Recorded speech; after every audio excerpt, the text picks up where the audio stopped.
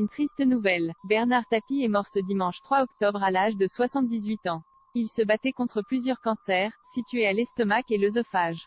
Dominique Tapie et ses enfants ont l'infinie douleur de faire part du décès de son mari et de leur père, Bernard Tapie, ce dimanche 3 octobre à 8h40, a d'abord indiqué la Provence avant d'expliquer qu'il est parti paisiblement, entouré de sa femme, ses enfants, ses petits-enfants et son frère, présent à son chevet. Une triste nouvelle qui a chamboulé Jean Castex lors d'un déplacement à Avignon que le Premier ministre a appris la mort de l'homme d'affaires. Il a rapidement souhaité lui rendre un ultime hommage sur l'antenne de BFM TV. Je partage la douleur et le chagrin des proches de Bernard Tapie, a-t-il d'abord expliqué avant d'ajouter, la première image qui me vient de Bernard Tapie, c'est celle du combattant pour ses idées et ses convictions, a conclu Jean Castex. Il se battait. Si Bernard Tapie menait un long combat contre la maladie, il était aussi très engagé dans sa vie professionnelle. Bouleversé, le Premier ministre a souhaité lui rendre un ultime hommage.